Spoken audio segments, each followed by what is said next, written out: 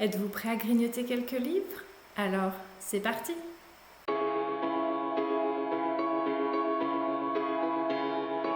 Bonjour et bienvenue sur la chaîne pour une nouvelle vidéo. Aujourd'hui, écoutez, une vidéo assez rapide. Je vous présente mes achats du mois de juillet et vous allez voir que pour une fois, j'ai été très raisonnable. Enfin, à mon niveau, j'ai été très raisonnable. J'ai très peu d'achats sur juillet, tout simplement parce que j'étais pas dans un mood de lecture, j'étais pas dans un mood d'achat non plus. J'avais plein d'autres projets en tête et du coup, ça se ressent. Il y a eu beaucoup moins de craquage. L'esprit va beaucoup mieux, ça va avec. Bref, on commence tout de suite. Alors, le premier que je vais vous montrer, écoutez, j'ai subi la hype générale, j'ai succombé. Je l'ai vu passer, j'ai vu beaucoup de retours qui ont l'air plutôt positifs et l'objet livre est très très beau. Je veux bien sûr parler du dernier roman de Mark Lawrence, le livre qui refusait de brûler dans les éditions Bragelonne, qui est très très très beau. J'aime beaucoup ce genre de choses, c'est très joli. L'intérieur, je trouve, est très simple mais magnifique. Voilà, c'est un très bel objet livre. Je regarde s'il y a des petites en-têtes. Il y a des petites en-têtes. Voilà. Donc, de quoi on nous parle? Parce que du coup, en fait, je ne sais même pas de quoi ça parle à la base. Donc, on nous dit, Evar a passé toute sa vie prisonnier d'une salle remplie de livres, plus ancienne que les empires, plus vaste qu'une cité. Livira vivait aux confins de la civilisation, où rôdent les cauchemars et où nul ne se rend. Lorsqu'elle est arrachée à son village, elle se consacre à l'étude des mystères qui irriguent la grande bibliothèque, cœur battant du royaume. Ils n'étaient pas censés se rencontrer. Dans la bibliothèque, leurs chemins se sont pourtant croisés. Leurs histoires s'entrelacent alors à travers les univers et le temps. Faites de vérité et de mensonges, elles se confondent. Dans ce périple où la connaissance érode les certitudes, la plume a beau être plus puissante que l'épée, elle n'empêchera pas le sang de couler ni les cités de brûler. Voilà. Je pense que c'est quand même un peu basé sur une romance, ou en tout cas, ça y ressemble au niveau du résumé, on verra ce que ça donne. Mais le fait qu'on soit dans une bibliothèque avec des livres, je me suis dit que ça avait l'air d'être plutôt sympa. Ensuite, j'ai été raisonnable, parce que sur les autres, c'est quasiment que des suites de sagas. Non, réellement, j'ai beaucoup de sagas en cours et j'aimerais bien avancer, voire terminer certaines. Et je me trouve toujours des excuses pour pas le faire. Donc voilà, je les achète comme ça maintenant, je suis un peu obligée. Et donc j'ai trouvé le deuxième tome du Manoir de Castelcats, donc le tome 2, Les larmes de Cernunnos, de Alain T. Puységur, dans les éditions Scrinéo, que je trouve très joli. Je ne vais pas lire le résumé. J'ai déjà lu le tome 1 que j'ai beaucoup aimé. C'est très chill, c'est très cosy. Il y a des chats partout qui font de la magie. Moi c'est quelque chose qui me plaît bien. L'auteur arrive très bien à mettre en avant les idées de différence, d'acceptation de soi. C'est très très bien écrit, la plume est très très fluide. C'est assez jeunesse malgré tout, mais c'est un très bon jeunesse qui se laisse très bien lire. Moi j'ai beaucoup aimé le tome 1, donc j'ai hâte de découvrir ce tome 2 et je pense que je risque de le lire assez vite. Ça me paraît quelque chose de bien. Alors après, normalement ça se passe en hiver, de ce que je vois. Moi personnellement, peu importe la saison, si j'ai envie de le lire, je le lis.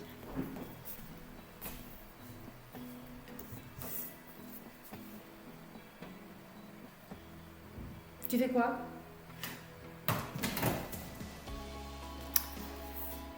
Ensuite, le seul roman que j'ai pris, d'un côté c'est un one-shot, donc forcément je ne pouvais pas prendre une suite de saga.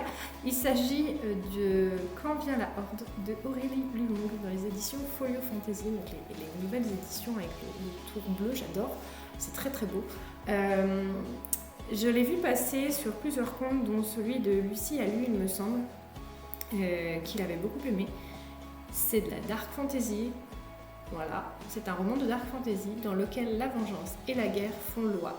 Son univers inspiré de l'Asie médiévale est d'une grande originalité. Autrice française, il me semble. Voilà, écoutez, je suis plutôt intéressée par ce genre de fantaisie un peu hors norme, en tout cas qu'on n'a pas l'habitude de beaucoup voir passer. Donc ça m'intéresse beaucoup. Et enfin, les deux derniers, ce sont les tomes 2 et 3 d'une série. Donc j'ai le tome 1 dans ma pile à lire et j'adore ces nouvelles éditions. Il s'agit du Paris des merveilles de Pierre Pével. Donc celui-là, ça va être le tome 2, l'élixir d'oubli, et le tome 3, le royaume immobile. Voilà, ils sont très très beaux. J'aime beaucoup ces petites éditions. Donc c'est chez Brajlon, c'est les dernières éditions Brajlon. Et donc je vais pas lire les résumés pour pas me spoiler non plus. Mais je vois des chats avec des ailes. Est-ce qu'on a compris que j'aimais les chats? Je suis pas sûre. J'aime les chats. Voilà, c'est une trilogie française que je n'ai jamais lue et que j'ai beaucoup entendu parler également, qui a l'air très très bien également. Le tome 1 est dans ma pile. Je n'en sais pas plus. À part qu'on est sur un pari alternatif, je crois également, avec des chats qui volent. Voilà. C'est tout ce que je sais de cette trilogie. Donc écoutez, j'ai hâte. J'ai hâte de voir ce que ça va donner. Et vu que j'ai la trilogie complète, j'espère arriver à les lire, disons, peut-être pas en suivant, mais en tout cas assez rapidement. Voilà, j'ai fini. Vous avez vu, ça a été rapide cette fois. Voilà, comme je vous ai dit, j'ai moins fait d'achats sur le mois de juillet. Pour l'instant, ça a l'air de se profiler dans cette continuité-là pour la suite. On verra. Je ne crie pas victoire trop vite, mais je ne ressens pas le besoin pour le moment d'en acheter. Donc, vu que j'en ai pas besoin, je n'en achète pas. On verra ce que ça va donner pour la suite. N'hésitez pas à me dire en commentaire quels sont vos achats sur le mois de juillet. Je pense que certains ont déjà lu ces romans, donc donnez-moi vos retours, ça m'intéresse toujours. Et sur ce, je vous dis à bientôt. Je vais vous présenter donc le book haul, mes achats du mois d'août. Et je pense que je cumulerai avec les achats du mois de septembre. Car comme vous pourrez le constater très vite, je n'ai pas beaucoup fait d'achats au mois d'août. Donc ça fait peu pour faire une vidéo, donc je pense que je regrouperai. Donc les achats du mois d'août pour le moment. Donc j'ai acheté Legends and Latte de Travis Baldree dans les éditions Inis. Je l'ai tellement vu passer, ça faisait un moment que je le cherchais et là je suis allée au Cultura qui était pas loin de chez moi, je l'ai vu, j'ai dit allez c'est bon cette fois, je te prends.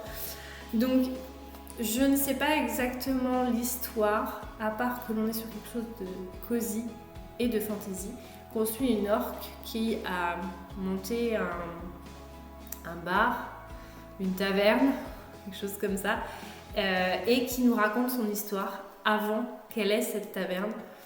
Voilà, j'en sais pas plus, je ne veux pas plus en savoir. J'espère le lire très rapidement car il me tente vraiment beaucoup. Le deuxième qui me tente autant que Legends and Latte et dont on nous rabat les oreilles depuis un moment, merci Lucie, il s'agit de Palace, donc le premier tome dans le ventre de Troie de Marine Carteron dans les éditions Rouergue. Donc j'ai pris que le premier tome parce qu'il n'avait pas le deuxième et le troisième. Il me semble qu'ils avaient le troisième mais en mauvais état, enfin bon, bref, peu importe. Du coup j'ai pris que le premier tome pour le moment, mais il est clair et net que je lirai la trilogie complète. Donc on est sur une réécriture mythologique. Voilà. J'en dis pas plus. Est-ce qu'il y a vraiment besoin que j'en dise plus? Non. Si vous voulez en savoir plus, je vous laisse aller voir sur la chaîne de Lucie Alu, qui nous en parle énormément et qui nous a tous quasiment fait craquer pour l'acheter, ceux qui ne l'avaient pas déjà lu en tout cas. Et le troisième roman que j'ai acheté ce mois-ci, il s'agit du deuxième tome de Scholomance, donc Promotion funeste de Naomi Novik dans les éditions J'ai lu. J'ai le premier tome dans ma pile à lire, que je n'ai pas encore lu. Il me fait un peu peur, j'avoue, mais je trouve déjà les couvertures en petit format superbes. Franchement, elles sont magnifiques. L'histoire, on est sur une académie de magie où les étudiants n'ont pas de professeur car l'école est trop dangereuse. On suit apparemment une jeune étudiante qui a un pouvoir assez hors norme, mais on est sur quelque chose d'assez dark, d'assez violent de ce que j'ai compris. Écoutez, on verra, j'en sais pas beaucoup plus. J'essaye de faire des achats raisonnés, donc de prendre vraiment que des romans qui m'attirent énormément et des suites de sagas. Et en l'occurrence, voilà, là je suis sur un tome 2. Il est sorti il n'y a pas longtemps. On va dire que ce sont des achats raisonnés. Bravo. Voilà, c'était les achats du mois d'août. À bientôt. Bye.